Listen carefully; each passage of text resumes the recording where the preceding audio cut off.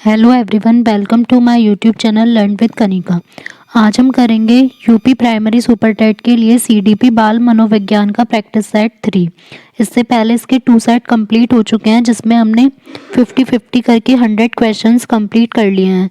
अगर आपको वीडियो अच्छी लगी तो इसे लाइक एंड शेयर ज़रूर कीजिएगा। साथ ही अगर आप चैनल पर नए हैं तो चैनल को सब्सक्राइब करना ना भूलें। क्वेश्चन फर्स्ट है, किशोरावस्था को तूफान और तनाव की अवस्था किसने कहा है? तो कल हमने पढ़ा था कि तनाव और तूफान की अवस्था किसको कहा जाता है? किशोरावस्था को। अब इसमें ये पूछा गया है कि किसने कहा है, तो ये कहा है स्टैनले हॉल ने। नेक्स्ट है, अधिगम के प्रयत्न और भूल के सिद्धांत के प्रतिपादक कौन है? जिसे हम प्रयत्न या भूल का सिद्धांत भी कह सकते हैं या त्रुटि का भी सिद्धांत। तो इसके प्रतिपादक हैं थॉर्नडाइक। इन्होंने जो अपना सिद्धांत का एक्सपेरिमेंट किया था वो किया था बिल्ली पर। पावलोव ने सीखने के अनुबंधन प्रतिक्रिया सिद्धांत का प्रतिपादन किसके ऊपर किया था? तो एक तो ये पूछ सकते हैं अनुबंधन प्रतिक्रिया सिद्धांत का प्रतिपादन किसने किया था? पावलोव ने। और उन्होंने किसका प्रयोग किया था? कुत्ते का। अमूर्त संक्रियात्मक अवस्था का आयु काल क्या होगा? तो इसमें यहाँ पर कल हमने पढ़ा था मूर्त का। तो मूर्त का था 7 से 11 साल और अमूर्त का होगा 11 वर्ष से अधिक। नेक्स्ट है, रोमेश एवं सुनील की बुद्धि लब्धि 120 है। दोनों की बुद्धि लब्धि आईक्यू लेवल दोनों का सेम है। रोमेश जो है वो सुनील से 2 वर्ष छोटा है। यदि सुनील की आयु 12 साल है तो रोमेश की हो जाएगी 10 साल, क्योंकि वो 2 साल छोटा है। तो रोमेश की मानसिक आयु क्या होगी? अब यहाँ पर हमें बुद्धि लब्धि का कल हमने फॉर्मूला पढ़ा था। तो बुद्धि लब्धि दे रखी है 120 इक्वल्स टू मेंटल एज पहले आएगी, मीन्स मानसिक आयु, वो हमें निकालनी है। अपॉन में जो इसकी फिजिकल एज है वो कितनी दे रखी है? 10 इंटू 100। तो यहाँ पर हमारा 0 कट हो जाएगा। तो इसकी जो मानसिक आयु है वो कितनी होगी? 12 वर्ष। तो आंसर हो जाएगा यहाँ पर ऑप्शन सी, 12 वर्ष। नेक्स्ट है, निम्न में से कौन सी पूर्व बाल्यावस्था की विशेषता नहीं है? तो पूर्व बाल्यावस्था की विशेषता बतानी है।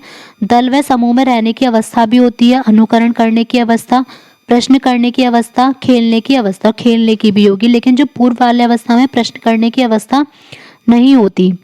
नेक्स्ट है, निम्नलिखित में से कौन सा किशोरावस्था का लक्षण नहीं है? शारीरिक परिवर्तन, व्यवहार में स्थिरता, अस्थिरता की समस्या या संवेगात्मक समस्याएं। तो इनमें से बताना है कि किशोरावस्था का लक्षण जो नहीं है वो शारीरिक परिवर्तन भी होता है, उसमें अस्थिरता की समस्या भी आती है और संवेगात्मक समस्याएं भी आती है। लेकिन व्यवहार में अस्थिरता और स्थिरता दोनों तो हो नहीं सकते, क्योंकि इसमें अस्थिरता आएगी, स्थिरता नहीं होगी। मूल प्रवृत्तियां संपूर्ण मानव व्यवहार की चालक हैं, यह कथन किसका है? यह कथन है मैकडूगल का।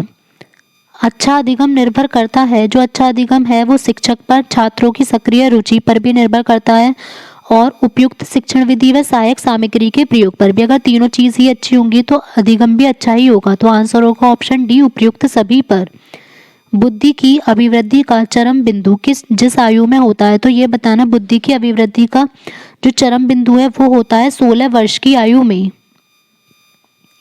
विकास गर्भावस्था से लेकर कौन सी अवस्था तक जीवन पर्यंत चलने वाली प्रक्रिया है? तो ये तो हमें पता है कि विकास जो है वो जीवन पर्यंत चलने वाली प्रक्रिया होती है। तो इसमें बताना है गर्भावस्था से लेकर कौन सी अवस्था तक आएगा? शैशवावस्था, मृत्यु या युवा अवस्था, या इनमें से कोई नहीं। तो इसमें हमारा होगा कि विकास गर्भावस्था से लेकर मृत्यु तक जीवन पर्यंत चलने वाली प्रक्रिया है। अंतर्दृष्टि के सिद्धांत के जो जन्मदाता हैं, तो अंतर्दृष्टि या सूझ का सिद्धांत दिया था कोहलर ने। गैंग एज किसे कहा जाता है? तो गैंग एज कौन सी अवस्था को कहा जाता है, इसमें ये बताना है। तो इसका हमारा आंसर होगा बाल्यावस्था, जिसमें कि बच्चे जो है अपने साथ के बच्चों के साथ रहना पसंद करते हैं। चिंपैंजी पर किसने प्रयोग किया था? तो चिंपैंजी पर जो प्रयोग किया था वो किया था कोहलर ने, जिन्होंने सूझ का सिद्धांत दिया था, और उस चिंपैंजी का नाम था सुल्तान। 20वीं शताब्दी में सबसे पहले बुद्धि लब्धि आईक्यू शब्द को जो यूज़ किया था सबसे पहले 20वीं शताब्दी में, वो किसने किया था? तो ये सबसे पहले यूज़ किया था बिने ने। उत्तर बाल्यावस्था में बालक भौतिक वस्तुओं के किस आवश्यक तत्व में परिवर्तन समझने लगते हैं? तो यहाँ पर पूछा है कि किस में वो समझने लगते हैं। तो यहाँ पर होगा द्रव्यमान, किसी चीज़ में कोई कितनी भारी है, कितनी हल्की है, और उसकी संख्या में भी और उसके क्षेत्र में भी। नेक्स्ट है निम्नलिखित में से किसमें मूल वृत्ति संवृद्ध संवेग से मेल नहीं खाती है? तो कौन सी आपस में मैच नहीं है ये बताना है। पलायन भय, अगर कोई डरेगा तो वो वहां से भागेगा।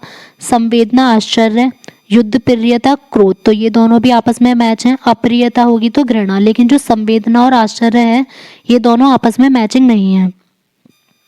संकेत अधिगम, जो ज्ञानी के सीखने के सामान्यतः जाना जाता है, तो जो ज्ञानी का अधिगम था उसको नॉर्मली किस नाम से जाना जाता है? तो उसको कहा जाता है परंपरागत संबद्धता अधिगम।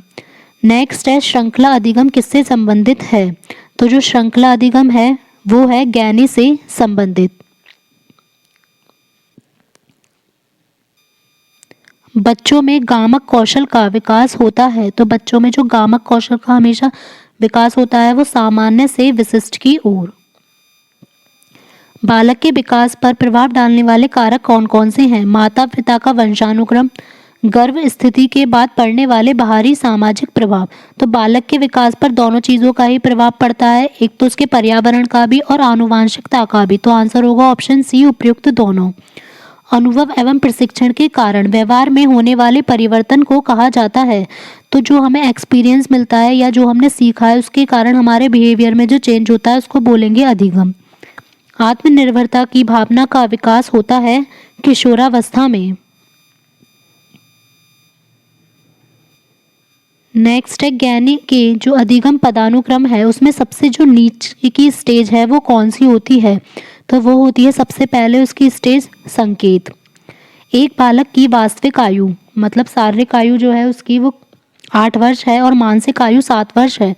दूसरे बालक की वास्तविक आयु 8 वर्ष है तथा मानसिक आयु 8 वर्ष है। तो दोनों की बुद्धि लब्धि क्या होगी? तो दोनों की हमें अलग अलग निकालनी होगी। पहले फर्स्ट वाले बालक की निकालेंगे तो उसकी मानसिक आयु है 7, तो 7/8 गुणा 100। जब 8 को इससे काटेंगे तो हमारा कट जाएगा 8 एकम, यहाँ पर आ जाएगा 8 एकम 8, या फिर ये पूरा नहीं कटेगा तो 4 से कट कर लेते हैं। 4 2 सा 8 हो जाएगा और यहाँ हमारा 25, तो 25 7 सा हो जाएगा 175/2। तो यहाँ पर हमारे फर्स्ट वाले की जो आएगी वो 87.5। तो ऑप्शन बी और डी तो ऐसे ही कट हो गए। नेक्स्ट है दूसरे बालक की, इसकी दोनों की ही आयु बराबर है तो हमेशा जो आईक्यू लेवल है वो कितना हो जाएगा 100। तो पहले बालक का हो जाएगा 87.5 और दूसरे बालक का आईक्यू लेवल हो जाएगा 100। तो आंसर होगा ऑप्शन ए। विकास का अर्थ है परिवर्तनों की उत्तरोत्तर श्रृंखला या अभिप्रेरणा के फलस्वरूप होने वाले परिवर्तनों की उत्तरोत्तर श्रृंखला।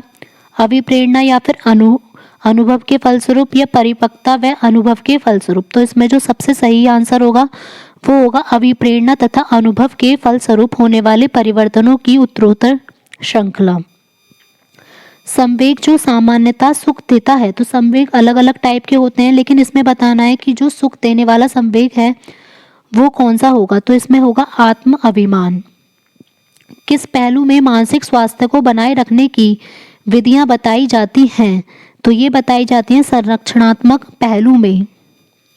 पियाजे द्वारा प्रयुक्त ना किया गया नाम खोजें। तो इन पियाजे ने अलग अलग जो है वो वर्ड्स दिए थे, तो इसमें बताना है कि उसमें जो शब्दावली थी पियाजे की तो उनमें कौन सा नहीं था। तो आत्मीकरण भी था, स्कीमा भी था और संगठन भी था, लेकिन उद्धातीकरण पियाजे द्वारा प्रयुक्त किया गया वर्ड नहीं था। किसकी पुस्तक में किशोरावस्था तनाव व संघर्ष का काल छपा था? तो ये अभी हमने पढ़ा था कि ये किसने कहा था, स्टैनले हॉल ने। बस इसके क्वेश्चन की लैंग्वेज को चेंज कर दिया है क्योंकि ये इनकी बुक में ही लिखा गया था कि किशोरावस्था तनाव और तूफान की अवस्था है। विकास की प्रक्रिया निरंतर और क्रमशः चलती रहती है। तो यह कथन किस विद्वान का है ये बताना है। ये कथन था B.F. स्किनर का। सीखने की प्रमुख विशेषता मानी जाती है। तो सीखने की जो प्रमुख विशेषता है इनमें से क्या होगी? अभ्यास, विभेदीकरण, लक्ष्य की प्राप्ति या उपयुक्त सभी। तो ये सभी हैं, तो आंसर होगा ऑप्शन डी उपयुक्त सभी। निम्न में से कौन सा कथन गलत है? किशोरावस्था 12 से 13 वर्ष की आयु मानी जाती है। गर्म प्रदेशों में किशोरावस्था का आरंभ दीर्घ हो जाता है। बालकों की तुलना में बालिकाओं का किशोरावस्था में आगमन दीर्घ होता है। किशोरावस्था में दूसरों पर निर्भरता बढ़ती है। तो इसमें जो कथन गलत है वो होगा कि किशोरावस्था में दूसरों पर निर्भरता नहीं बढ़ती, जबकि बच्चे आत्मनिर्भर होना शुरू हो जाते हैं। ज्ञानी के लिए अधिगम पदानुक्रम में, अब पहले तो पूछा था सबसे निम्नतम अवस्था, तो वो कौन सी थी? संकेत। अब यहाँ पर पूछा गया है कि सबसे उच्चतम अवस्था कौन सी होगी? तो सबसे उच्चतम अवस्था होगी समस्या समाधान। एक बालक जिसकी बुद्धि लब्धि 105 है तो उसका बुद्धि स्तर कैसा होगा? कि जिसका आईक्यू लेवल अगर 105 है तो वह होगा सामान्य से ऊपर बुद्धि। विकास के संदर्भ में निम्नलिखित में से कौन सा कथन सत्य नहीं है? विकास की प्रत्येक अवस्था में अपने खतरे हैं। विकास उकसाने या बढ़ावा देने से नहीं होता है। विकास सांस्कृतिक परिवर्तनों से प्रभावित होता है, या विकास की प्रत्येक अवस्था की अपनी विशेषताएं होती हैं। तो इसमें विकास उकसाने और बढ़ावा देने से नहीं होता है, यह कथन हमारा रॉन्ग होगा, क्योंकि बढ़ावा देने से विकास बढ़ता है। निम्नलिखित में कौन सा अमूर्त स्थायी भाव है? अमूर्त मीन्स जो हमें दिखाई ना दे, ऐसा स्थायी भाव इनमें से होगा हमारा आदर। नेक्स्ट है, रॉबर्ट गैने ने अधिगम की कितनी परिस्थितियां बताई हैं? 8, जिसमें फर्स्ट हमारी संकेत थी सबसे निम्नतम वाली, और सबसे उच्चतम होगी समस्या समाधान। BF स्किनर के अनुसार बच्चों में भाषा का विकास किस चीज़ का परिणाम होता है? तो अनुकरण मीन्स नकल करके एक सीखना, तथा पुनर्बलन रीइंफोर्समेंट। कोई बच्चा नवीन व्यवहार को खोजता है तो किस टाइप से खोजेगा? सीखकर, देखकर, सुनकर या अनुभव करके? तो जब कोई बच्चा नवीन व्यवहार को खोजता है तो वो करेगा सीखकर।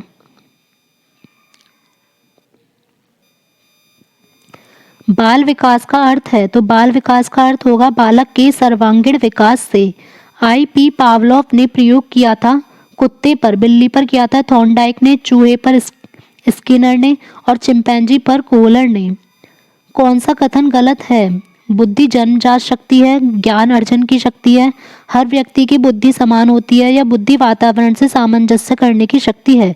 तो इसमें गलत होगा कि हर व्यक्ति की बुद्धि समान होती है।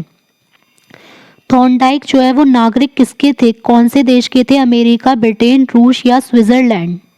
तो थॉर्नडाइक थे अमेरिका देश के नागरिक।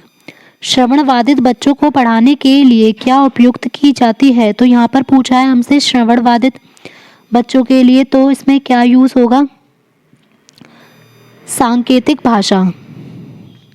अगर श्रवणबाधित के लिए है तो सांकेतिक भाषा आ जाएगा, और अगर दृष्टिहीन के लिए आएगा तो आ जाएगा यहाँ पर ब्रेल लिपि। निम्न में से कौन सा विकासात्मक कार्य बाल्यावस्था के लिए उपयुक्त नहीं है? सामान्य खेलों के लिए आवश्यक शारीरिक कुशलताएं सीखना, पुरुषोचित या स्त्रियोचित सामाजिक भूमिकाओं को प्राप्त करना, वैयक्तिक आत्मनिर्भरता प्राप्त करना, या अपने हम उम्र बालकों के साथ रहना सीखना। तो जेंडर बायसनेस सीखना, पुरुषोचित या स्त्रियोचित सामाजिक भूमिकाओं को प्राप्त करना उत्तर बाल्यावस्था के विकासात्मक कार्य में नहीं है। किसी दुखी व्यक्ति को सहानुभूति के 2 शब्द कहना जिसका उदाहरण है? तो अगर किसी दुखी व्यक्ति को सहानुभूति के 2 शब्द कहना, किसका उदाहरण आएगा? सक्रिय का, निष्क्रिय का, या फिर व्यक्तिगत का? तो ये होगा निष्क्रिय सहानुभूति। अभिवृद्धि शब्द का प्रयोग किसके लिए किया जाता है? तो बालक के वृद्धि का जहाँ भी आएगा तो वहाँ होगा शारीरिक विकास के लिए, और जहाँ भी मानसिक और सामाजिक विकास का होगा तो वो मेन होगा डेवलपमेंट का। किसी कार्य को करने की विशिष्ट क्षमता को क्या कहा जाता है? तो किसी कार्य को करने की जो स्पेसिफिक पावर होगी उसको बोला जाएगा अभियोग्यता। निम्नलिखित में से कौन सा अधिगम का एक मुख्य नियम है, जैसा कि थॉर्नडाइक ने अपनी पुस्तक एजुकेशनल साइकोलॉजी में दिया है? तो ये भी पूछा जा सकता है कि एजुकेशनल साइकोलॉजी बुक किसने लिखी? थॉर्नडाइक ने। तो इन्होंने अपने 3 तो मुख्य नियम दिए थे और गौड़ नियम दिए थे, तो इनमें से बताना है कौन सा मुख्य नियम होगा? तो मुख्य नियम है अभ्यास का नियम, जबकि बहुप्रतिक्रिया का नियम, आत्मीकरण का नियम और साचार्य परिवर्तन का नियम, ये तीनों हैं द्वितीयक या फिर गौड़ नियम। तो आंसर होगा ऑप्शन सी।